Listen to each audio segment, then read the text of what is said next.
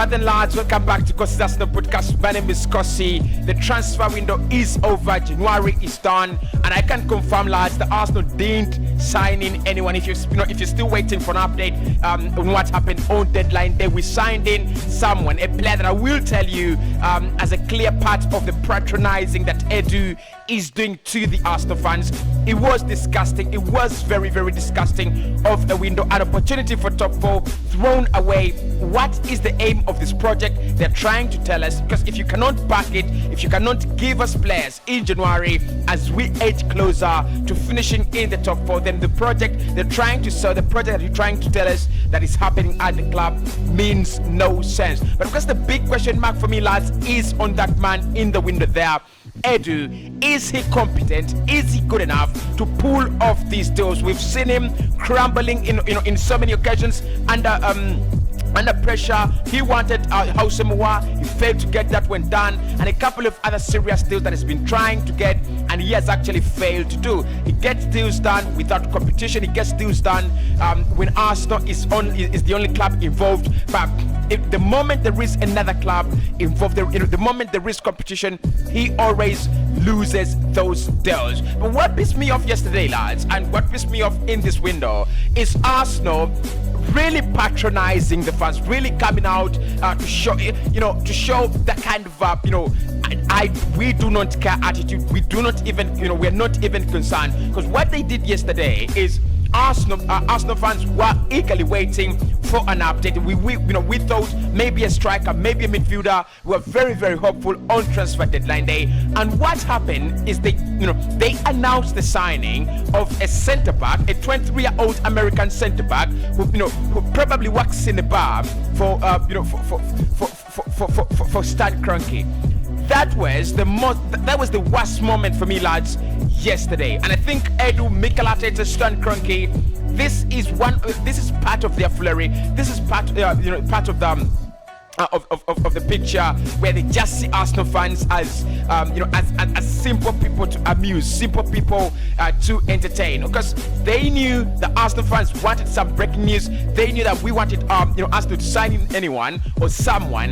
And what they did, as we were eagerly waiting for something, they published on their official website that we have signed in Auston Trusty. Now, this is a young centre back that will be joining joining Arsenal in the summer, and the aim, according to what the website actually wrote, is to loan him out to other Premier League clubs, to loan him out to other European clubs, so that he gets experience. That means even next season, Trusty will not be playing with Arsenal. And for me, that was patronizing. That was patronizing, because this is what they did. They've gone, yes, they're Arsenal fans. They just wanted anyone. They just wanted a bit of news. Let us do this. Colorado Rapids, owned by Stan Kroenke. Can you give us a player there? Can we announce, that we have signed a player there, and we can, loan the player back, to you? There is no problem.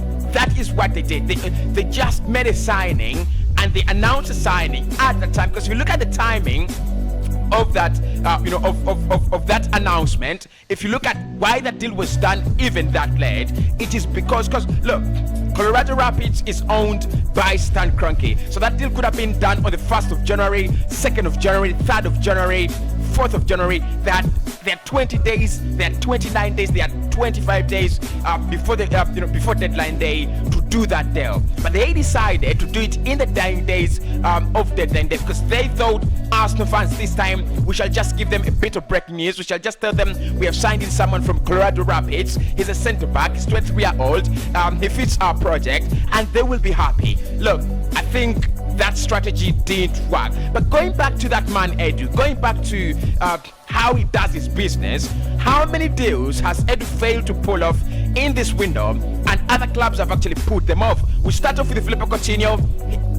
He went to Aston Villa. Of course, we all know that I was not the biggest fan of Filippo Coutinho, but Arsenal were, and Mikel Arteta was. He actually sanctioned a move for Filippo Coutinho, and Ed went in there, started negotiations, and Aston Villa beat us to the signature of Philippe Coutinho Correa.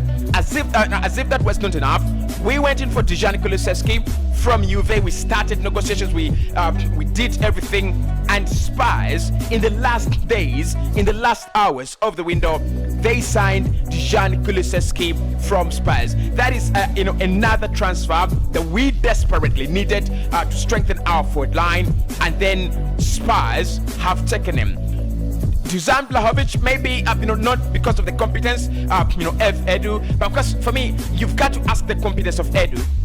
If he cannot afford to bring players like Coutinho, bring players like Dennis Zakaria, can he even try to convince Dusan Vlahovic? Could he come that close? He lost Vlahovic to Juve. That was that was deal number 3. Zakaria, we tried to get in Zakaria. We were desperate to get in someone in the midfield. We really wanted someone in the midfield. Without Zakaria, would have been a very good deal, very cheap one to do, available in January. Borussia Mönchengladbach had made it very clear that the player was going to leave and not sign a new contract. Arsenal and Edu rushed in, and guess what? We were beaten again by Juventus to Dennis Zakaria. Then we went in for Bruno Guimaraes, and we said, okay, let's go for Bruno. He's been a long-term target for Arsenal right from 2 summers ago. We've wanted him even before joining Lyon. We wanted him.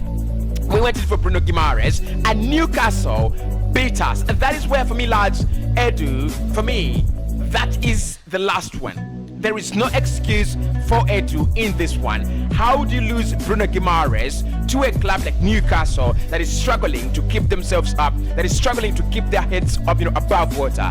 How do you do that, and how do you convince us that you're good enough to be in this? Because where Arsenal are going and where we've been as a club, we are a big club with big history, with big ambitions. At some point in time, we will get back there. We will go back to that level where we are going to be competing with the likes of Bayern, competing with the likes of Madrid for players, competing with the likes of Barcelona for players. And it's not going to be always no competition signings. It's not always going to be competing with Aston Villa and Burnley and these small clubs. That if we cannot beat them, if we can't beat with all the unattractiveness Newcastle have, because all they have is the money and the future project that they will try to sell to players. Obviously, at the moment, it is not there.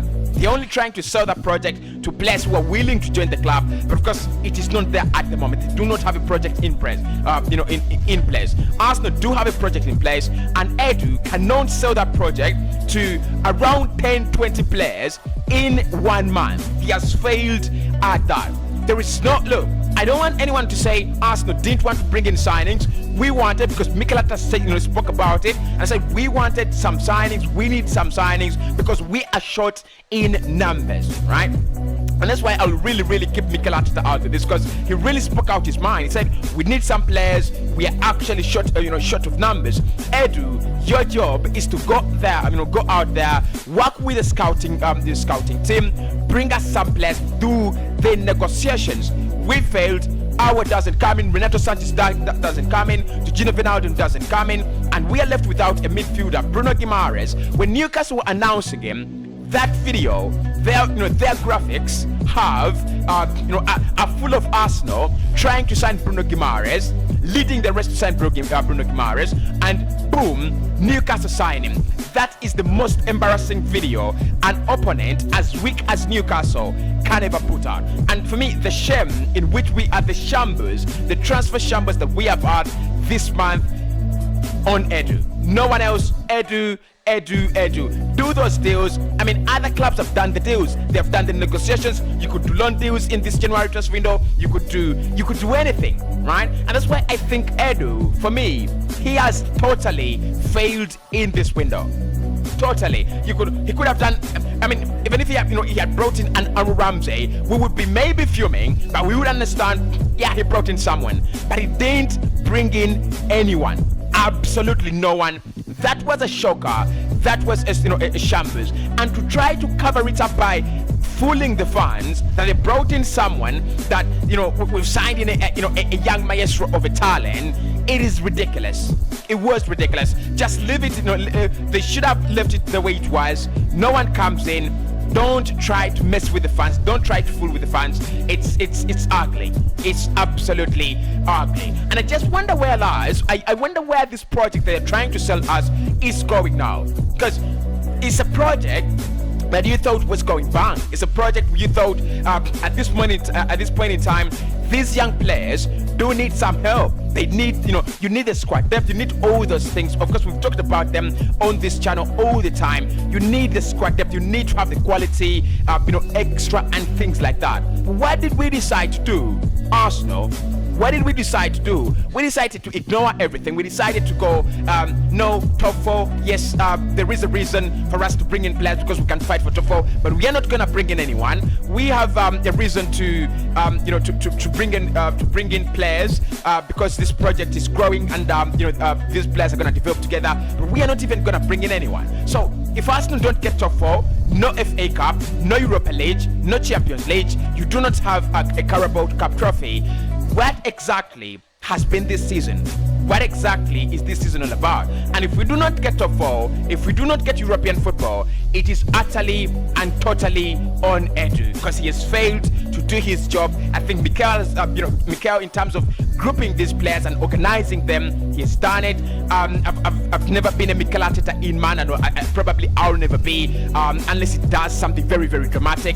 But think about it, lads. Arteta, for the first half of the season, done very well. Then he says we are short in numbers, get us some signings, and Edu, like you can see him there, is touching his mouth, really surprised that he didn't bring in anyone.